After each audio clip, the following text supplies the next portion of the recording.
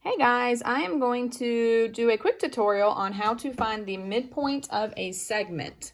And of course, you should know mid is going to be the middle. So say I had a picture of a segment AB. We want to determine, and of course A would be an ordered pair, B would be an ordered pair. We want to determine what this midpoint location is, and to determine what that location is, there's a formula that we use, and so your answer would be an ordered pair. So to determine what that ordered pair is, it's really easy. All you do is take your two endpoints and add them together. So the x's would add together and the y's would add together, and then you divide by 2 because you want the center, you want the average of these two endpoints. So that's why we divide by 2. So the formula looks like this. You would add your x values, divide it by 2, add your y values, and divide it by 2. That is how you find the midpoint of any segment given the two endpoints.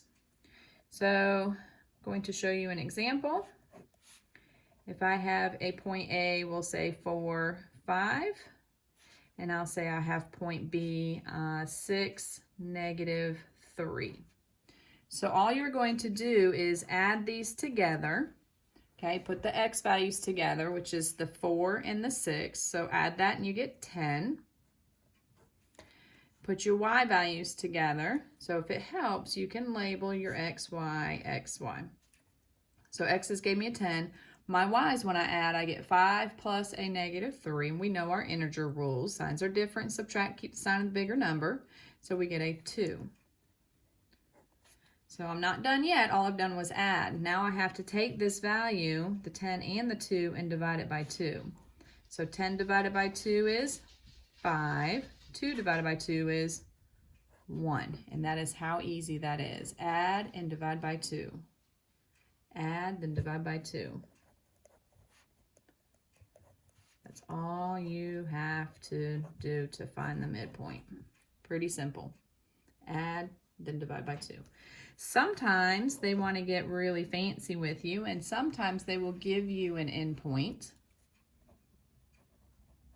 So say I have an endpoint of 3, 7, and they will give you the midpoint.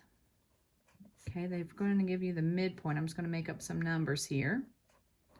So we have an endpoint of 3, 7, and the midpoint. We have to figure out where that other endpoint is. So this is what I've got. I've got an endpoint of 3, 7, and I'm not really graphing it on any kind of ordered pair, coordinate plane.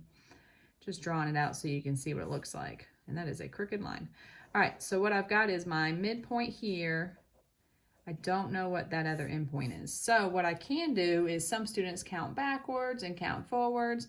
I find that kind of complicated. What I simply do is the reverse of add and divide by 2.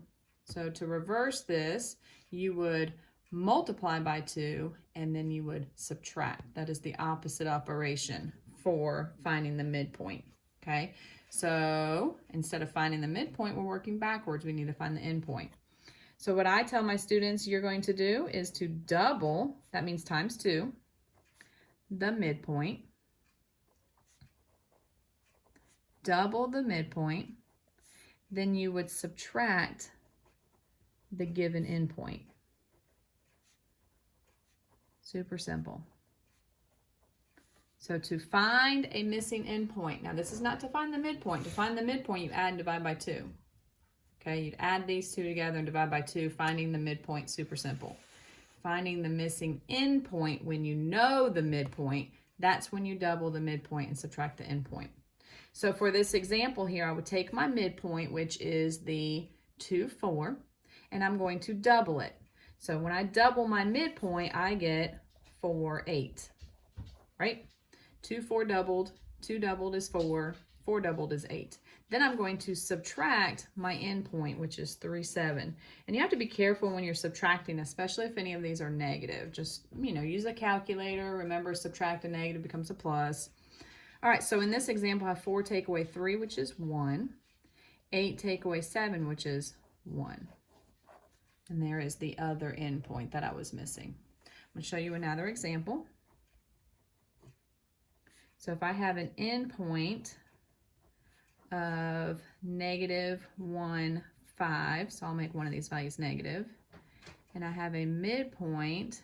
We'll do negative 6, negative 3. So we'll throw some negatives in there for you.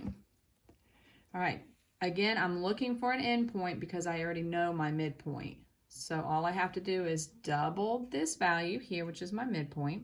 So when I double this, I get negative 12, negative 6. Okay, 6 times 2 is 12. 3 times 2 is 6. Remember, double means to multiply by 2. Then I'm going to subtract my endpoint. So I'm going to subtract negative 1, 5. And you got to be careful here when you're subtracting. So this is negative 12 minus a negative 1. That becomes a plus 1. So negative 12 plus 1 is negative 11. So use a calculator. Think about your math integer rules. Negative 6 take away 5 is a negative 11. So there is my missing endpoint. Now, they're not always the same number. That just happened to have worked out on both of my examples. Crazy. I should go play the lottery now. Just kidding. All right, so that's how you find the missing endpoint.